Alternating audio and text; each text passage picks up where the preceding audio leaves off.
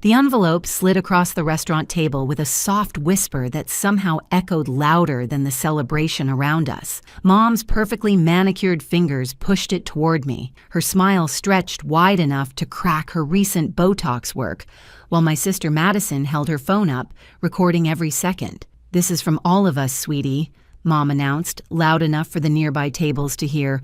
"For your graduation." The cream-colored envelope felt heavy in my hands, expensive paper that screamed importance. I should have known. After 27 years of being Erin Mosley, the family disappointment, I should have recognized a setup when it was gift-wrapped and served with my graduation dinner. "My name is Erin, I'm 27 years old, and I just finished my MBA 2 hours ago." The same MBA my parents said was a waste of time because I should have gone to law school like Madison. Before I continue, if you're enjoying this story, please hit that like button and let me know in the comments where you're watching from and what time it is there. Thank you. The letter inside wasn't a congratulations card. It was 3 pages of legal documentation, and the heading made my heart skip. Not from hurt, but from dark amusement. "Notice of familial disownment," it read, like something out of a Victorian novel, except typed in Times New Roman and notarized by Madison's law firm. Dad cleared his throat, that same theatrical sound he made before his country club speeches, ready to explain why cutting me off completely was actually an act of love. The restaurant was packed with other graduation celebrations, families hugging and toasting, while mine documented my exile for their entertainment. I'd always been the problem child, you see. Not because I did drugs or failed school or dated questionable people. No, my crime was worse in the Mosley family universe. I refused to be molded. While Madison glided through law school, married a senator's son, and bought a house with pillars that looked like a miniature White House, I had the audacity to study business and talk about startups. Dad owned a manufacturing company that had been hemorrhaging money for 5 years, but somehow my dreams of entrepreneurship were the unrealistic ones. The joke was so rich, I almost laughed right there, but I kept reading instead. The letter detailed everything: removal from the will, cancellation of my health insurance effective immediately, removal from the family trust, even a formal request to change my last name. They'd thought of everything. These people who gave me life and were now serving me papers to prove I was dead to them. The reason buried in paragraph 2 was beautiful in its pettiness: failure to contribute to the family legacy and pursuit of unrealistic endeavors despite repeated guidance. Translation: I wouldn't work for free at Dad's failing company or marry the boring pharmaceutical rep Mom kept inviting to dinner. Madison zoomed her camera closer, probably hoping to catch tears. She'd been planning this, I realized, recognizing her big scoop face from when she'd exposed my diary to the entire family at Thanksgiving 15 years ago. Some people never grow out of their mean girl phase. They just get law degrees and call it advocacy. Dad was warming up now, his voice carrying across the dining room as he explained to me, and apparently everyone within earshot, about tough love and building character. Mom nodded along, though her frozen forehead couldn't quite express the concern she was attempting. Other diners were starting to stare, some with horror,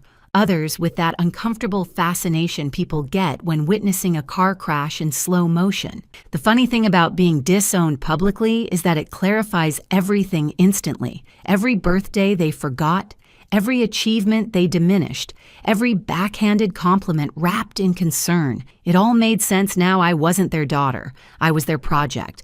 And projects that don't turn out as planned get scrapped. The waiter approached with our entrees, took one look at the scene, and reversed course like he'd stumbled into a crime scene smart man. Dad's speech reached its crescendo. Something about eagles pushing their young from nests, which might have been inspiring if eagles actually did that, and if he hadn't been reading from note cards. Madison prepared. She was live streaming now, I noticed, her phone angled to catch my face while keeping hers in frame. Always the lawyer, documenting everything. The family group chat was probably blowing up with real-time commentary from aunts and uncles who'd been warned this was happening. They'd planned this for months, I realized, recognizing the signs. Mom's insistence on this specific restaurant, Madison flying in from Boston despite claiming to be swamped with cases, Dad's rehearsed metaphors that he definitely practiced in his bathroom mirror. The letter's second page was even better, listing my failures in bullet points like a performance review from hell. Refused reasonable employment offers. Translation: wouldn't be Dad's unpaid secretary, demonstrated pattern of defiance. Translation: got my MBA instead of marrying Todd, the pharmaceutical rep. Failed to maintain family standards. Translation: drove a Honda instead of a Mercedes. Madison had definitely written this. She loved bullet points almost as much as she loved humiliating me. Her phone stayed steady, waiting for the breakdown, the tears, the begging she'd probably already picked out the filter for posting this later. Mom finally spoke up, her voice pitched perfectly between concern and condescension. She talked about how this was really for my own good, how struggling would build character, how they'd always love me but couldn't enable me anymore. Enable what, exactly? My education that I paid for myself? My apartment that I'd rented since college? The health insurance I only used for annual checkups? The irony was delicious, considering Madison lived in a house Dad bought and worked at a firm where Mom's connections got her hired, but I was the one being enabled, apparently. The other diners weren't even pretending not to watch anymore. A woman at the next table had her hand over her mouth, looking between us like she was watching a soap opera. Her husband was shaking his head slowly, the universal sign for that ain't right. A table of recent graduates across the room had gone silent, probably thanking their lucky stars their families were normal. Even our waiter was hovering by the kitchen door, no doubt updating the staff on the drama at table 12. I did something then that I could tell wasn't in their script. I smiled, not a sad smile or a sarcastic smile, but a genuine, relieved smile. Then I said thank you. Just that, thank you. Mom's Botox finally met its match as she attempted to look shocked. Dad's cards scattered as he fumbled for what came next. Madison's camera shook slightly, the first crack in her composure. Thank you for the clarity, I told them. Thank you for putting it in writing. Thank you for making it official. I stood up, folded the letter carefully. Evidence is always useful, and picked up my purse. Madison found her voice first, shrieking that I couldn't just leave, that this was a conversation, that I was being dramatic. The irony of calling me dramatic while live streaming my disownment in a crowded restaurant was apparently lost on her. Mom reached for my wrist, but I stepped back smoothly, 3 pages of legal disownment making the boundaries pretty clear. Dad just sat there, looking confused that his eagle metaphor hadn't resulted in me tearfully promising to change. I walked out of that restaurant with my head high, leaving them with the check and an audience. Behind me, I heard the murmur of shocked strangers and Madison's voice, shrill now, no longer performing but genuinely flustered that her viral moment hadn't gone as planned. My phone buzzed before I even reached my car. The family group chat was exploding, but I didn't look. My roommate Sarah had sent a single text. How bad was dinner? I texted back, got disowned officially with paperwork. Her response came instantly. Your family makes reality TV look boring. Wine is ready. The secret I'd kept for 3 years felt lighter now that I had no family to hide it from. My startup, tucked away under registrations that said E. Montgomery Enterprises, had been my real baby while my family thought I was playing around with little business ideas. The name came from my grandmother's maiden name, Eleanor Montgomery, the only Mosley who ever believed in me. She died 4 years ago, but not before pulling me aside at what would be her last Christmas and whispering that the family money wasn't worth the family chains. She'd also mentioned something about her will that made Mom nervous, but lawyers said nothing could be done about ironclad provisions written by a woman who'd outlived 2 husbands and knew her way around legal documents. Sarah poured wine while I told her everything, her reactions ranging from gasps to laughter to offerings to slash their tires, which I declined but appreciated. She'd been there through all of it. Every time Mom called my dreams cute. Every time Dad offered me receptionist work like he was doing me a favor. Every time Madison posted her perfect life on Instagram with captions about being blessed with success. Sarah knew about the startup too, had watched me code until 4 a.m., attended every failed pitch, celebrated every small victory. She was the sister I chose, worth a dozen Madisons. My phone rang, and the caller ID made me smile. My business partner, Arthur Chen, former IBM executive who'd retired early and decided to mentor hungry entrepreneurs instead of playing golf. He had urgent news, he said, the kind that required champagne, not wine. We'd been selected as preferred vendors for a major software contract, the kind that could transform us from startup to legitimate company. The client was being cagey about their identity, but they needed our exact solution for supply chain management. Arthur was practically giggling, which, from a 60-year-old man who'd seen everything in tech, was either concerning or amazing. The twist that made me laugh until Sarah thought I'd lost it? The anonymous client desperately seeking our software was in manufacturing, specifically in the exact industry where Dad's company was drowning. They'd reach out to us soon, Arthur said, probably within days. They needed us more than we needed them, a position I'd dreamed about but never expected. The universe, it seemed, had a sense of humor about timing. But the revelation that really stopped me cold came from an unexpected source. My mom's former best friend, Linda, who'd been cut off years ago for questioning family decisions.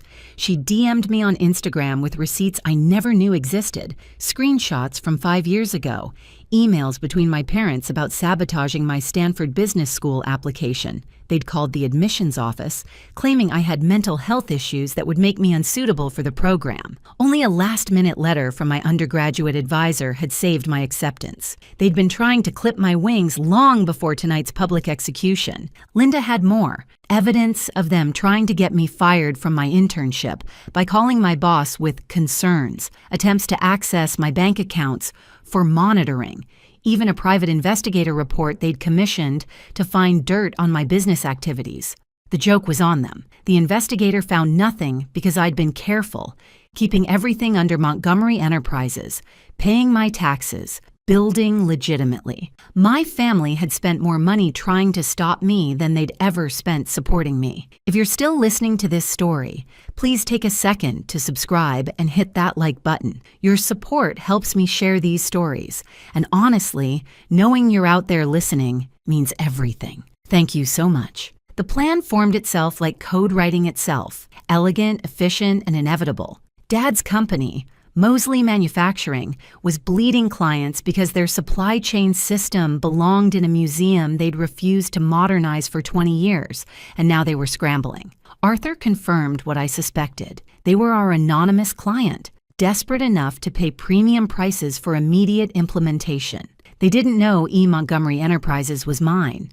The paperwork was clean, the website professional but vague, and my name appeared nowhere. Arthur found the whole thing hilarious, calling it corporate karma and offering to be my front man for meetings. Madison, meanwhile, was having her own crisis. Her live stream of my disownment had backfired spectacularly. Someone from the State Bar Association had commented that recording someone without consent in a two-party consent state was problematic, especially for a practicing lawyer. Her firm's senior partners weren't happy about the viral video featuring their letterhead on disownment papers. She deleted it. But the internet is forever, and screenshots were spreading faster than she could issue takedown notices. She'd texted me 15 times, alternating between threats and negotiations, each message more desperate than the last. I incorporated everything properly, making sure E. Montgomery Enterprises was bulletproof legally. My lawyer, not Madison, obviously, but a shark who'd graduated from Harvard when Madison was still in diapers, reviewed everything twice. We were positioned perfectly. A legitimate company with a revolutionary product, about to save a failing manufacturer who happened to share my former last name. The contract terms Arthur negotiated were beautiful. Upfront payment, monthly maintenance fees, and a penalty clause. If they tried to break the agreement early, it would either save Dad's company or bankrupt it faster, depending on how well they implemented our solution. Mom tried calling from different numbers, leaving voicemails that ranged from furious to pleading. Did I know what I'd done to the family's reputation? How could I walk out like that? Didn't I care that Madison's wedding, her second one, to another lawyer who looked like he was born in a suit, might be affected by the scandal? The woman who'd orchestrated my public humiliation was concerned about reputation. The jokes wrote themselves. She'd even contacted my old college friends, trying to get them to influence me. They screenshot her messages and sent them to me with laughing emojis. Team Erin was stronger than she'd expected. The meeting was set for next week. Mosley Manufacturing's board would meet E. Montgomery Enterprises to sign the contract that could save them. Arthur would be there as my representative, wearing his best suit and his poker face. I'd be in the building too, in a conference room 1 floor up, watching everything through the video call Arthur would secretly have running on his tablet. Dad would shake hands with the man representing his daughter, begging for the help he'd sworn I could never provide, paying premium prices for the unrealistic endeavors he'd mocked. Sarah helped me prepare everything, creating a presentation that was technically perfect, but included subtle nods only my family would recognize. The Montgomery name prominently displayed. My grandmother's favorite quote about independence in the footer, even the color scheme from my rejected business proposal from 3 years ago when I'd tried to help Dad modernize. He'd laughed at that proposal, called it amateur hour, suggested I focus on finding a husband instead. Now he'd be signing a contract based on those same ideas, just packaged differently and priced at market value instead of offered for free. Madison's texts got more frantic as her wedding approached. The scandal was ruining everything, she claimed. Her future in-laws were concerned about family dynamics. The irony of her wedding being affected by family drama she'd created and broadcast was poetry. She'd wanted viral content. She'd gotten it. The internet had opinions about a lawyer who'd film her sister's humiliation for entertainment, and those opinions weren't wedding gift registries. Even Todd, the pharmaceutical rep, had reached out, saying he was glad I hadn't ended up stuck with him, that he'd only gone along with my mom's matchmaking for the free dinners. At least someone got something good from those awkward setups. The morning of the meeting, Arthur called me with barely contained glee. "Your father's been singing E. Montgomery's praises all week," he said. "Called us the future of manufacturing technology. His board is desperate. They've already lost 3 major clients this month." I sat in my office. Yes, I had an actual office now, not the coffee shop corner I'd started in, watching Arthur adjust his tie on video call. He looked like every corporate savior Dad had ever hired. Silver-haired and distinguished, the kind of man who belonged in boardrooms and knew it. The perfect front man for the perfect revenge. That wasn't even revenge, just business. Dad walked into that conference room like he owned the world, even though his world was crumbling. Through Arthur's hidden tablet camera, I watched him glad hand the E. Montgomery representative, talking about synergy and partnership like he hadn't just disowned his daughter for pursuing exactly this kind of innovation. The contract was 40 pages of beautiful legal language that basically said, "You need us more than we need you." And the price reflects that Dad didn't even flinch at the numbers. When you're drowning, you don't negotiate with the life preserver. Madison's professional world was imploding in real time. The state bar investigation had officially begun, and her firm had placed her on administrative leave pending review. Her big wedding was in 2 weeks, and vendors were mysteriously becoming unavailable as news spread through the social circles Mom had cultivated for decades. Turned out that publicly disowning your daughter was considered gauche, even among people who thought fish forks were a personality trait. Madison had texted me that morning, "You're ruining my life." I'd responded with a screenshot of her live stream titled Family Accountability Moment, with 2 million views and counting. The meeting was going perfectly. Arthur presented our software solutions with the passion of a man who'd spent 40 years in tech and finally found something revolutionary. Dad's board members were nodding, desperate for anything that could stop the hemorrhaging. Then came the moment I'd been waiting for. Dad asked about the owner wanting to meet the genius behind E. Montgomery Enterprises. Arthur smiled, said the owner preferred to remain private but sent their regards and looked forward to a profitable relationship. Dad actually said, and I recorded this, "I wish my daughter had half this person's business sense, but some people are born for greatness. Others just dream about it." Mom had started showing up at my apartment building, waiting in the lobby until security escorted her out. She'd lost 15 pounds and her Botox was wearing off, revealing worry lines I'd never seen before. The society pages had stopped featuring her, and her book club had politely suggested she take a sabbatical after the video went viral. She'd gone from queen bee to pariah in 3 weeks, a fall from grace that would have been sad if she hadn't orchestrated my fall first. She'd left a note under my door, "Family forgives." I'd left it in the recycling bin where it belonged. The contract signing was beautiful. Dad's signature on documents that would save his company but cost him everything he'd refused to give me freely: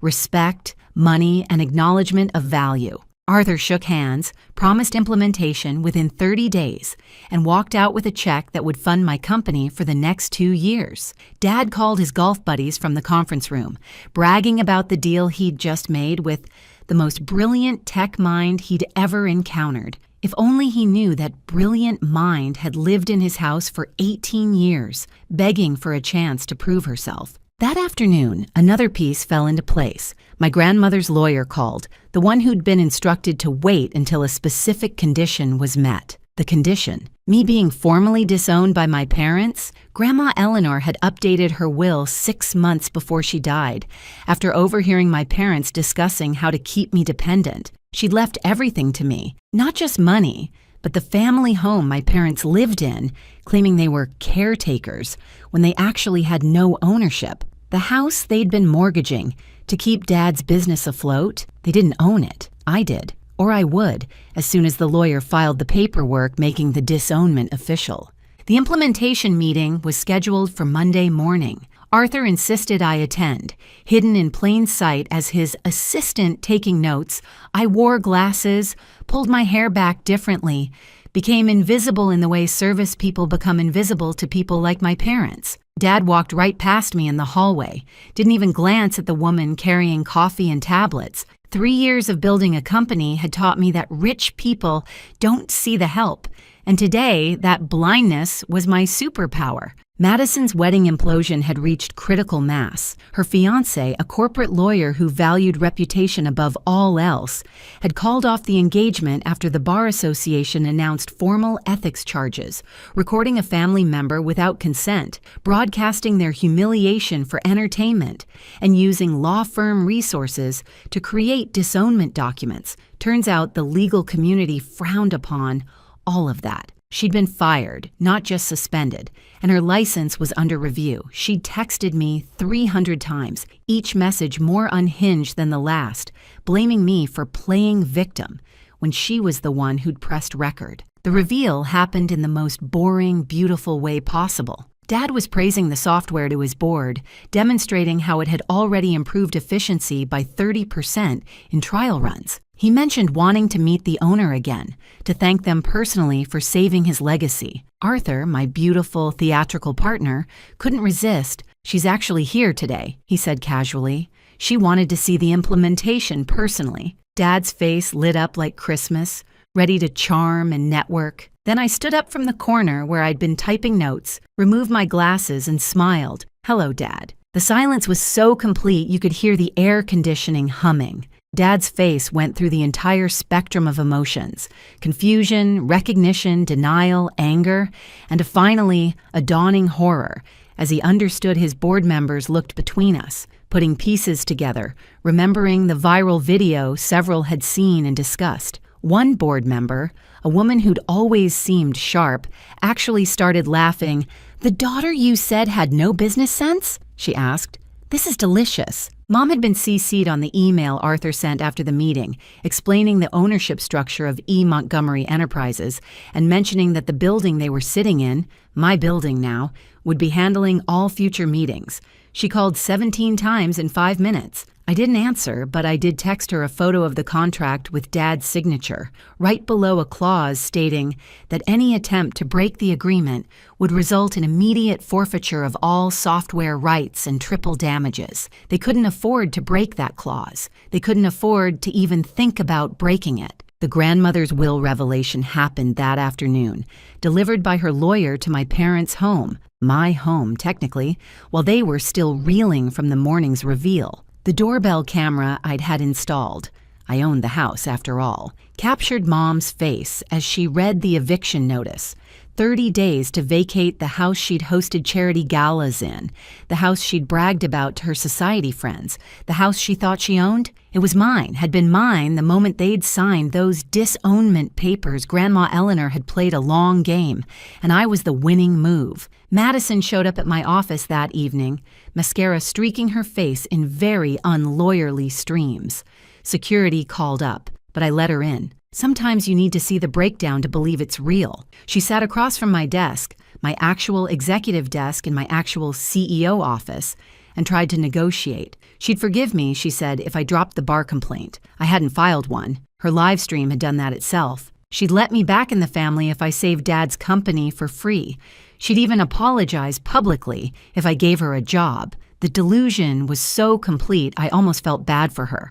Almost. 3 months later, the karma had compounded interest better than any investment portfolio.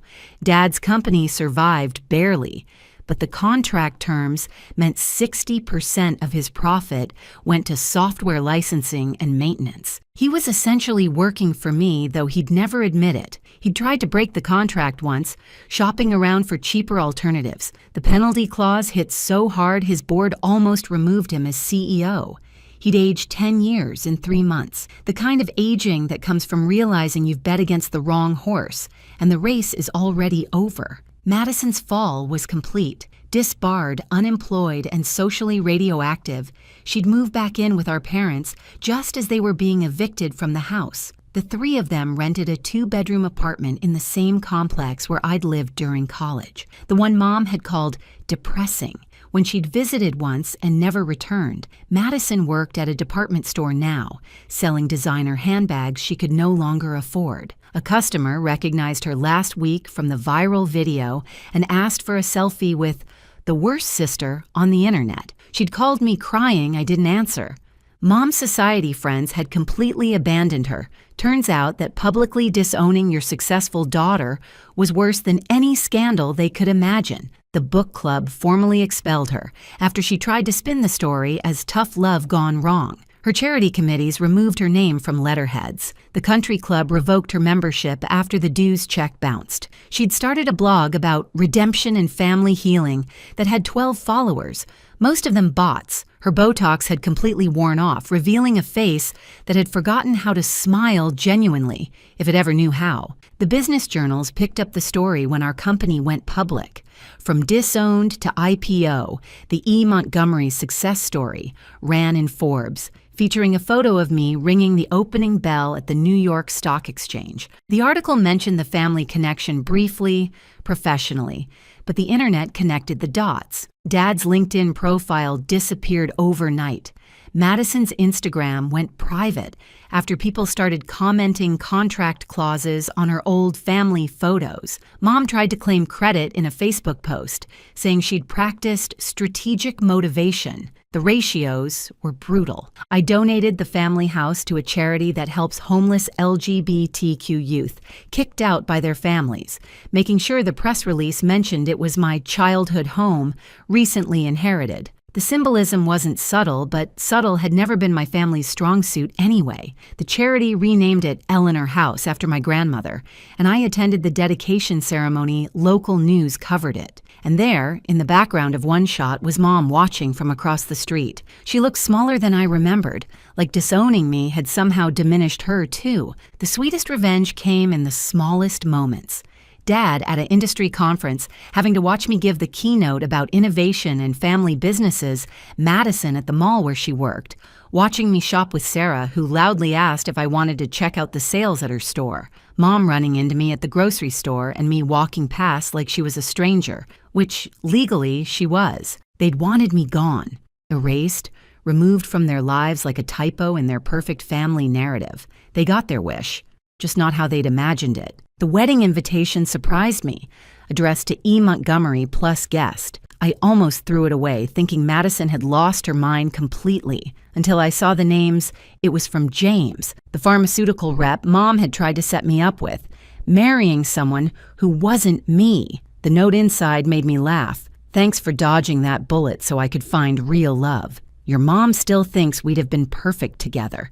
She RSVP'd something about a scheduling conflict. We both know why she's really not coming. I sent a nice gift and a note saying I had a business conflict, which was true. I was busy succeeding. Arthur and I were planning our next venture, something bigger, something that would make the first company look like a practice run. He'd become the grandfather I'd never had, protective and proud in ways my actual family never was. At the IPO party, he'd given a toast that made me cry, about believing in yourself when no one else does, about choosing your family, about the sweetest success being the kind nobody can take away from you. The video of that toast went viral too, but this time for the right reasons. Sarah helped me move into my new place, a penthouse with a view of the city and, ironically, a clear sightline to Dad's old office building, the one he'd have to sell soon to cover losses. We drank champagne on the balcony, watching the sunset paint the sky gold, and she asked if I ever regretted how it went down. I thought about it, really considered whether I'd change anything if I could go back to that graduation dinner. The answer was no. They'd given me the greatest gift possible, freedom from seeking their approval. The disownment letter, framed in my office now, was my diploma from the University of Hard Truths. Dad sent a letter last week through his lawyer, not admitting wrong, but suggesting a business reconciliation for the good of both enterprises. I had my lawyer respond that E. Montgomery Enterprises didn't engage in partnerships with companies that had shown bad faith in previous dealings. The legal language for "you made your bed" was beautifully cold. He'd have to watch his daughter's company grow while his shrunk, a gap that would only widen with time. Every success I had would be a reminder of the opportunity he'd thrown away with both hands and a notarized letter. Madison had started therapy, according to a mutual friend who felt sorry for her. Good for her, honestly. Maybe she'd figure out why she'd needed to destroy me to feel big. Maybe she'd understand that being the favorite child meant nothing when the parents weren't worth impressing. Or maybe she'd just learned to live with being the sister who went viral for all the wrong reasons. Either way, it wasn't my problem.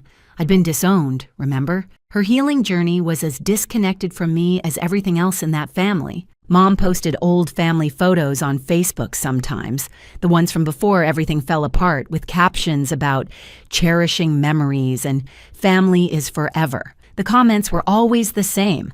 People asking where I was, why recent photos never included me, if everything was okay. She'd delete the posts within hours, but the internet had already screenshot them. Someone had started a Reddit thread called Narcissist Parent Bingo, using her posts as examples. I didn't participate, but I did read it sometimes when I needed to remember that their behavior wasn't normal, wasn't love, wasn't my fault. 3 years after that graduation dinner, I stood in my office looking at the wall of achievements, magazine covers, award certificates, photos with business leaders who actually respected me. None of it would have happened if my family had gotten their way. I would have been a secretary in a failing company, married to someone Mom chose, living a life designed by committee. Instead, I was exactly who I'd fought to become, successful, not despite my family's rejection, but because of it. The disownment letter had been meant to break me. Instead, it had been my key to the cage I hadn't even realized I was in. The ending came not with confrontation, but with indifference. I saw Dad at a coffee shop looking tired and 10 years older, scrolling through his phone at a corner table. He saw me, started to stand, maybe to speak or apologize or negotiate. I walked past him to the counter, ordered my coffee, and left. No drama, no scene, no acknowledgement. He was a stranger who happened to share some DNA, nothing more. The barista called out my order. "Coffee for Montgomery!" I smiled, taking my cup with my chosen name on it, walking into a future that was entirely mine. They'd disowned me, but I'd claimed myself. When family shows you who they are, believe them, and then become who you're meant to be.